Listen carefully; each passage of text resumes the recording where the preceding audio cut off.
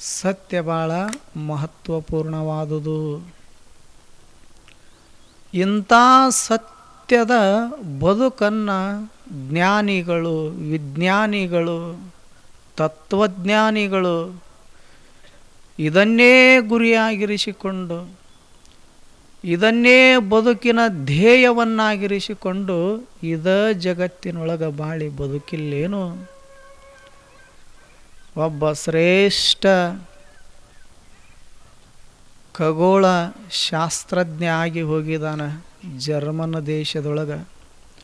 ಆತನ ಹೆಸರು ಗೆಲೀಲಿಯೋ.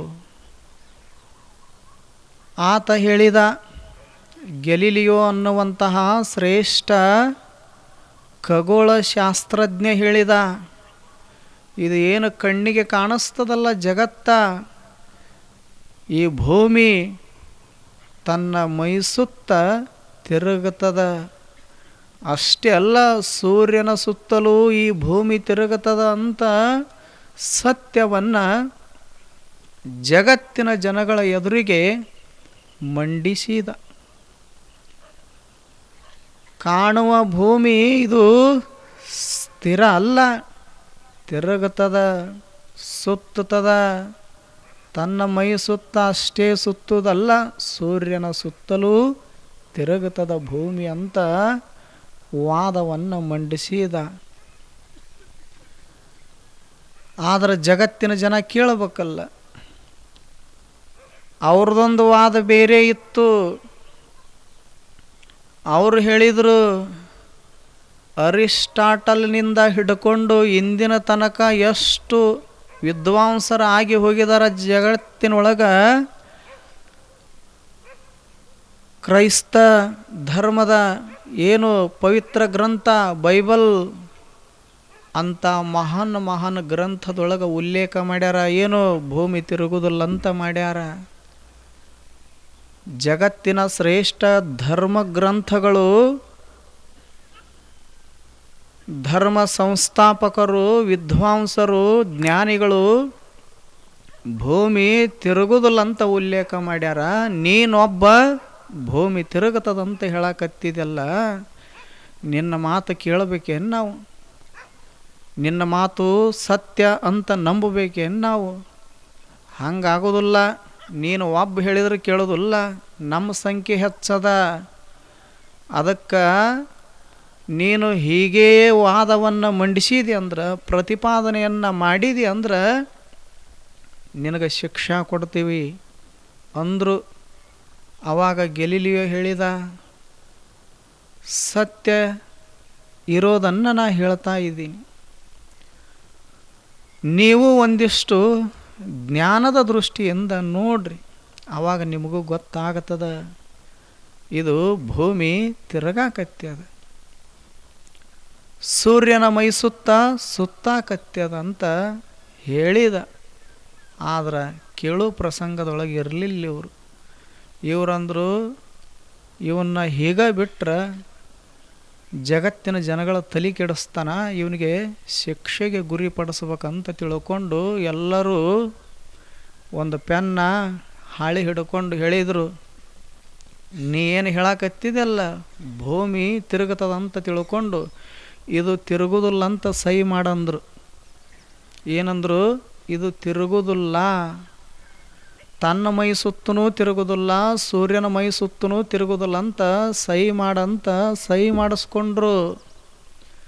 ಆವಾಗ ಗೆಲೀಲಿಯೋ ಖಗೋಳ ಶಾಸ್ತ್ರಜ್ಞ ಸಹಿ ಮಾಡಿದ.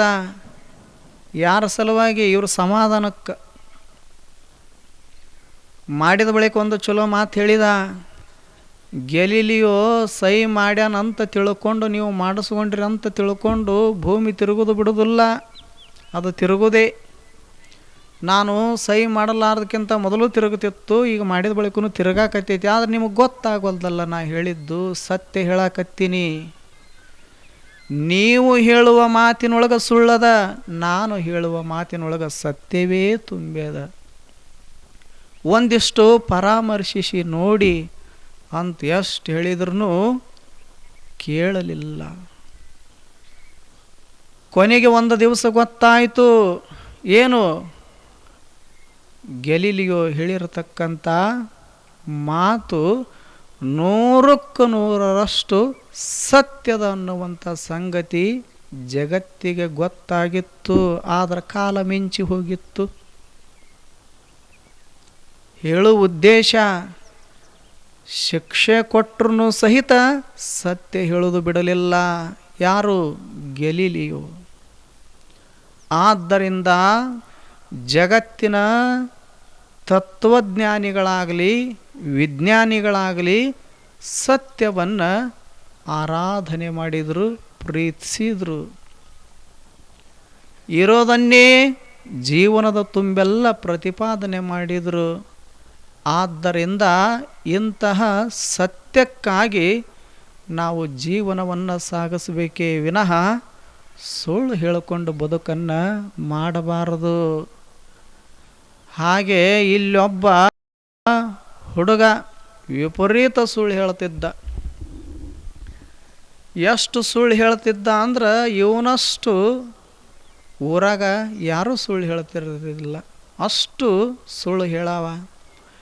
ಆವಾಗ ತಂದೆ ತಾಯಿಗೆ ಬಂದು ಹೇಳೋರು, ನಿಮ್ಮ ಹುಡುಗ ಭಾಳ ಸುಳ್ಳು ಹೇಳ್ತಾನ, ಇವ್ರಂದ್ರೆ ಎಷ್ಟು ಸುಳ್ಳು ಹೇಳ್ತಾನೆ, ಇವನಷ್ಟು ಸುಳ್ಳು ಹೇಳೋರು ಊರಾಗ ಯಾರೂ ಇಲ್ಲ, ಅಷ್ಟು ಹೇಳ್ತಾನಂದ್ರು. ಒಂದು ದಿವಸ ತಂದೆ ತಾಯಿಗೂ ಗೊತ್ತಾಯಿತು. ಆವಾಗ ಇವ್ರಿಗೆ ಚಿಂತೆ ಶುರುವಾಯಿತು. ಎಲ್ಲರ ಮಕ್ಕಳು ನಿಜ ಹೇಳ್ತಾರ, ನನ್ನ ಮಗ ಸುಳ್ಳು ಹೇಳಕತ್ಯಾನ, ಅದಕ್ಕೆ ಇವನಿಗೆ ನಿಜ ಹೇಳೋದನ್ನು ಕಲಿಸ್ಬೇಕು ಅಂತ ಮುಂದೆ ಕೂಡಿಸ್ಕೊಂಡು ತಿದ್ದಿ ತೀಡಿ ಬುದ್ಧಿ ಹೇಳಿದ. ಆದ್ರೆ ಮಗ ಕೇಳಲಿಲ್ಲ.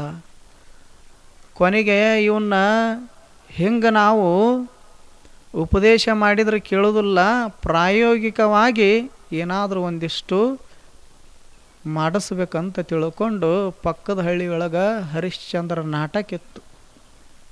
ಕೊನೆಗೆ ಹರಿಶ್ಚಂದ್ರ ನಾಟಕರ ತೋರಿಸಿದ್ರೆ ಕರೆ ಹೇಳೇನಲ್ಲ ನನ್ನ ಮಗ ಅಂತ ಭಾವಿಸಿಕೊಂಡು ಮಗನ ಕರ್ಕೊಂಡು ನಾಟಕ ನೋಡಕ್ಕೆ ಹೋದ. ಒಂದು ರಾತ್ರಿ 10ಕ್ಕೆ ಪ್ರಾರಂಭ ಆಯಿತು. ಬೆಳಗಿನ 6 ತನಕ ಸತ್ಯ ಹರಿಶ್ಚಂದ್ರ ನಾಟಕ ನೋಡಿದ ಹುಡುಗ ತಂದೆ. ಬೆಳಗಿನ ಜಾವ ನಾಟಕ ಮುಗಿದಿತ್ತು.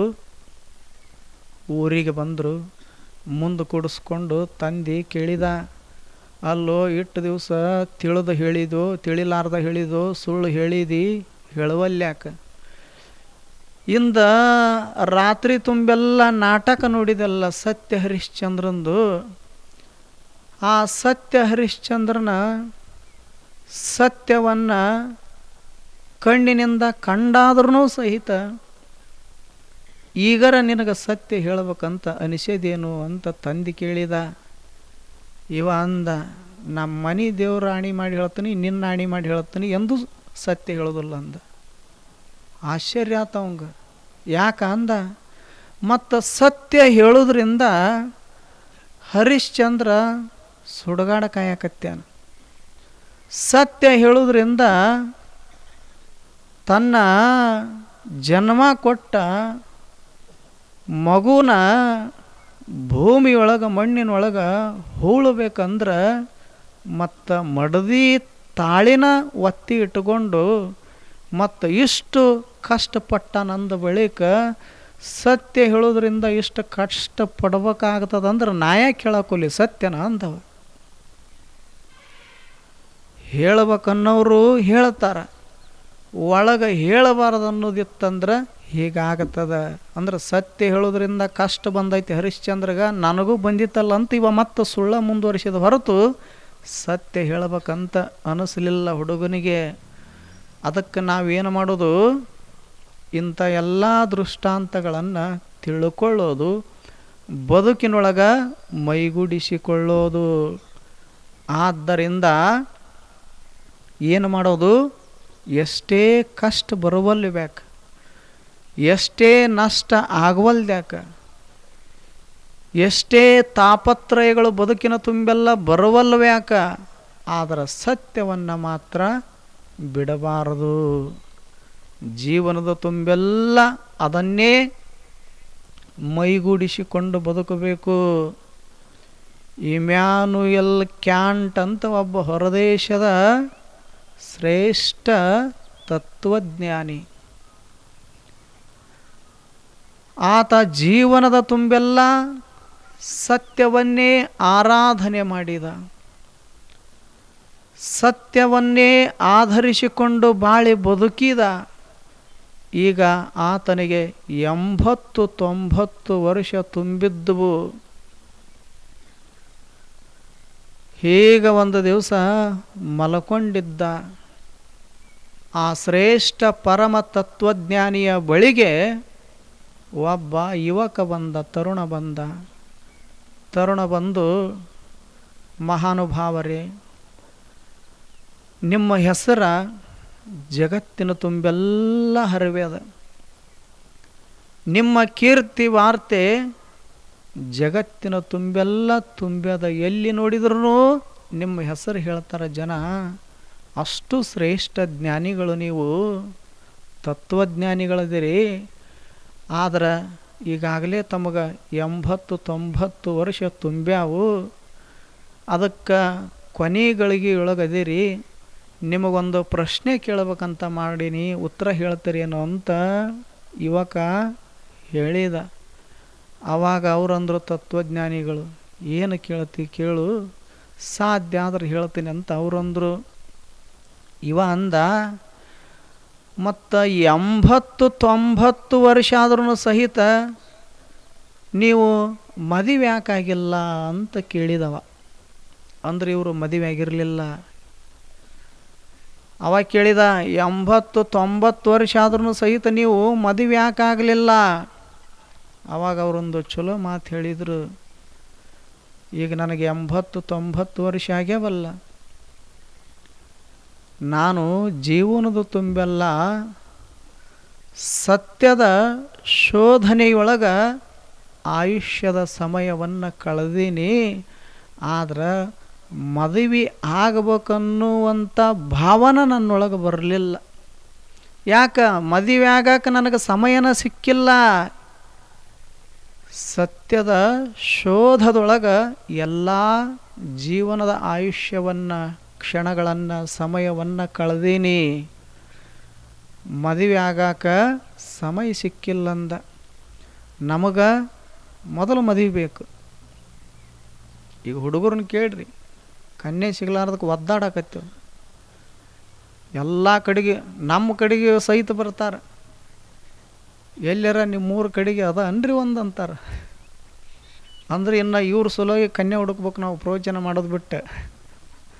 ಅಂದ್ರೆ ಅಲ್ಲಿಗೆ ಬಂದದ ಪರಿಸ್ಥಿತಿ. ಅಂದ್ರೆ ಮೊದಲು ಅದು ನಮ್ಮ ಜೀವನ ಹೀಗೆ, ಅವ್ರ ಜೀವನ ಹಾಗ.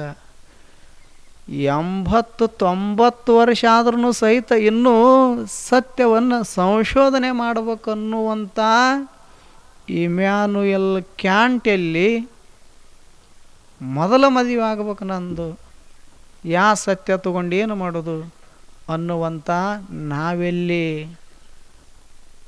ಯಾಕವರು ಅಷ್ಟು ಸತ್ಯವನ್ನು ಮೈಗೂಡಿಸಿಕೊಂಡು ಆ ಪರಮ ಸತ್ಯವನ್ನು ಕಾಣಬೇಕು, ದರ್ಶಿಸಬೇಕನ್ನುವಂತಹ ಹಂಬಲ, ತುಡಿತತೆ ಎಷ್ಟಿತ್ತು. ಆದ್ದರಿಂದಲೇ ಅಂಥವರ ಹೆಸರ ಅಜರಾಮರವಾಗಿ ಉಳಿದದ ಜಗತ್ತಿನೊಳಗೆ. ಅಂಥವ್ರನ್ನು ಇಂಥ ತಂಪತ್ತಿನೊಳಗೆ ನೆನಪ ಮಾಡುತ್ತೀವಿ.